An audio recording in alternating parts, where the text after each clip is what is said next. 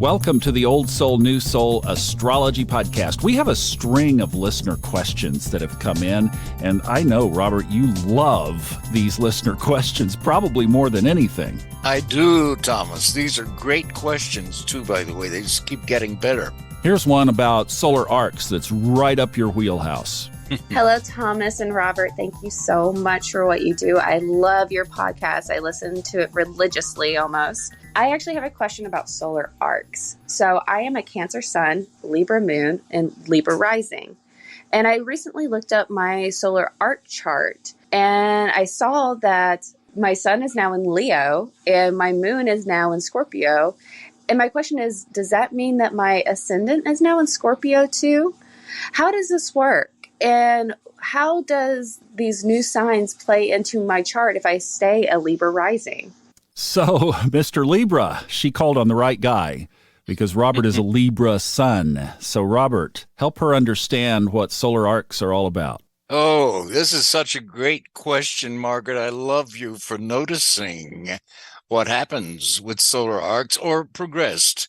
You know, your solar arc is derived from your progressed sun minus your birth sun, for example. So what we do is to apply that arc, which will be roughly the number of degrees that you are years old, to every planet and point in the birth chart. So what you have just noticed is crucial in understanding. Your chart evolves with time. Your ascendant will change signs as say you're born with your ascendant at 15 degrees. At age 15, your sun will progress into the next sign. That means your life has evolved into a new ascendant archetype, which becomes a sort of sub-rulership. You can begin to say, for example, you have Libra. She's Cancer Sun and then double Libra. Cancer Sun, okay, and Libra Ascendant. So at some age, I don't know what your degree of your ascendant is, but let's say it's 15, it will evolve into Scorpio.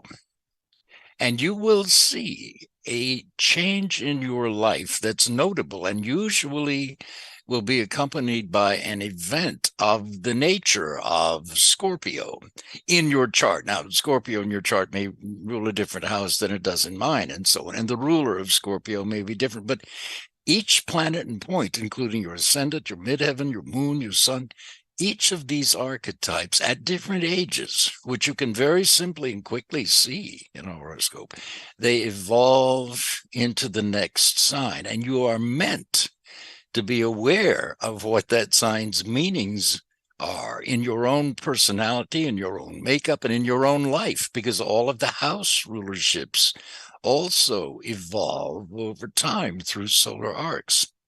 And I think that's the big key to understanding. Your astrology invites you to realize that time doesn't stand still. You know, there's a wonderful motto, I guess, from Peru, from the Peruvians, the Andes, who built astonishing astro-theological structures like Machu Picchu and so on, that time is not linear, but it is cyclical. And if you think about that, it's very interesting because that's exactly what astrology depicts, are these cycles in life. So your solar arcs, if you just take your solar arc chart alone and look at it, at first sight, it looks identical to your birth chart. The planets are all in the same houses. They have the same aspects with each other that they had at birth. But you notice every one of them are now in a different sign, or perhaps a different decanate of a sign, a 10-degree division, or even a different duad, a 2.5-degree division of a sign. So all of these planets and points are constantly in the process of evolving and growing and changing. And astrology helps you consciously realize what those evolving archetypes mean in your life. So you're meant to think about them and to study them. And then as they do evolve or take these new solar arc positions, they form aspects to planets in your birth chart. So that all of us around the age of 60, now by the time you get to 60, that varies a little bit. It could be 58, it could be 61, 62, but around that age, all of the birth planets and points sextile their original positions at birth. Now, a sextile is an aspect of harmony. It's an aspect of preserving the status quo. It's an aspect of success, luck, growth. So that at around that age, and it varies from individual to individual, but around between, say, 58, 61, 62, all of the planets line up. The only time in your life that they do it in a sextile from their solar arc positions to their natal positions. And that is, to me, it's sort of a rest stop in life, if you will, that age. You're meant to be able to summarize pretty much everything that you have lived up until that point in these various departments of life, and to assess them and appreciate what you've been through in each instance of each archetype, and to be consciously aware of where you can take it from that age on. And I can only speak from experience, but it turns out they tell you the truth, or at least when I have Capricorn rising, Margaret, and I read this at 20, life is supposed to get better and happier and healthier and on the older you get with Capricorn rising. Well, in my chart, it's absolutely been true. So I think that aspect that happens around 60 begins the last third of your life, in a sense, I guess, and it starts off on that universal sextile between the solar arc planets and the natal planets of harmony. So you're meant to realize where you are in life, that you're now embarking on this final third of your life under these new and evolved and hopefully wiser and healthier and happier understandings of the archetype. Hope that helps anyway, Margaret. Okay, and I know people get confused about this, Robert, because here she was talking about her Cancer sun is now a Leo sun, and her Libra ascendant and moon are now in Scorpio, so she's moved a sign over. So what she's asking is, well, what am I? Am I my natal signs, or am I the solar arc signs? Exactly, and here's how I think of it. For example, you take her moon and her ascendant in Libra at birth. Now, by solar arcs, they're in Scorpio. They'll have changed signs at different ages, but let's just take her ascendant, which symbolizes your whole life, your chart ruler.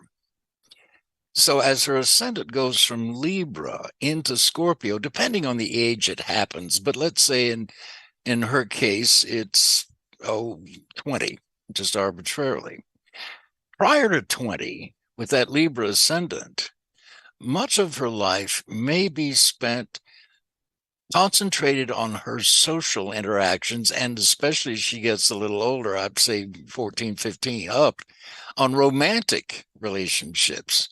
So that the idea of being in love and being in a relationship and pleasing other people and being and appearing pleasing to other people is very much a part of her life with Libra, and the love of comfort and beauty and maybe even luxury or the arts and so on.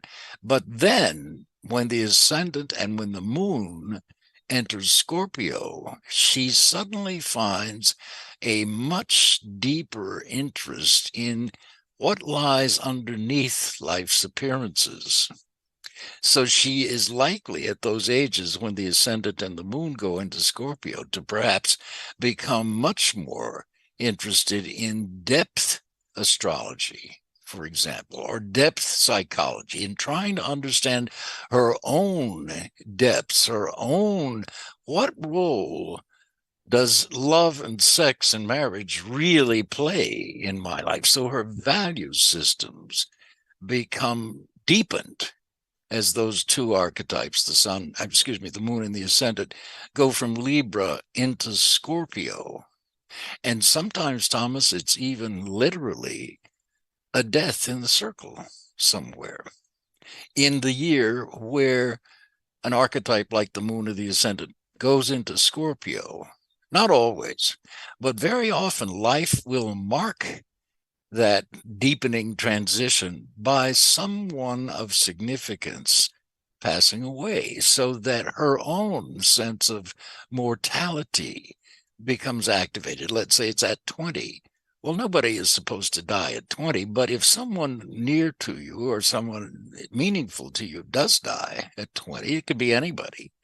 It reminds you of your own mortality. It reminds you, how do you think about death? Now that you've lost maybe a friend or even a parent, do you believe that you can still communicate with them beyond the physical body? So that's what I mean by that deepening process. So as a Libra moon and Libra ascendant, suddenly now she begins to deepen her understanding of herself and her values. So there can be a tremendous change in her values around the ages where the moon and the ascendant go into Scorpio. And it's that same way with every other archetype. You're meant to integrate the new sign archetype into your birth understanding of your planets, Venus or Mars, and so on. Does that make sense? It makes sense perfectly. And I'm going to throw a hook in here because the solar arc chart can be read moving forward, direct,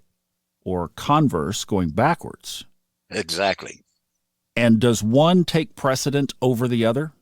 Nope. They're equally powerful, they're meant to be equally understood, because if you think of your birth as like dropping a stone into a pond, it ripples out from that central moment of the impact of the stone into the water, or the impact of your birth into physical reality, has a rippling effect. So we have converse progressions, we have converse solar arcs as well. So each planetary archetype, and the points as well, like the ascendant in midheaven, evolve in both directions astrologically. And rather than complicated, making life more complex, it really doesn't. It broadens your understanding of life and yourself. Your birth chart is your birth chart. It will always be there. It's the reason that you're born in every department of life. And so if you're frustrated with one particular area of life, sometimes that's where you find Saturn. If you have challenges and problems in that area, you're meant to have the challenges to try and work through them, or not. Maybe you won't, but you've chosen to make those areas challenging for some reason, for your soul's purpose. And as you meditate on a horoscope and study it, then you begin to open these windows into your soul's purpose. And that's the reason for this stuff, I think. And once you do that, you are living your life on a much richer, deeper level than you have before. And then you can use astrology to keep understanding where you find yourself in the present and look ahead and see, here's what's coming up. What do I want to do with that? Rather than what's going to happen to me, which is a sort of passive attitude. Looking at something, say Pluto, I can think of my own life, Pluto transiting Venus in my 10th house of career. Well, it could be maybe a horrible aspect. I don't know. But I looked at it and thought, what do I want to do with that? It's a once-in-a-lifetime archetype transit. And I decided I wanted to write for television and was able to do that. Got into that, took some courses on that kind of writing and got into television and did that 15 years. So it was an extreme Pluto, major change in my career. Venus and Scorpio. And what did I write for television? Crime and cop shows, Venus and Scorpio. And I love all that stuff. It saves me from having to commit any crimes. I love the psychology of criminals. It's all fascinating to me. Oh, that's great. What a perfect fit. By the way, I want to tell you guys that not all software programs do the converse calculation. Some of the higher end ones do, and one that I've referred people to when they find that they can't find one that does. I don't know of any on the Mac that do.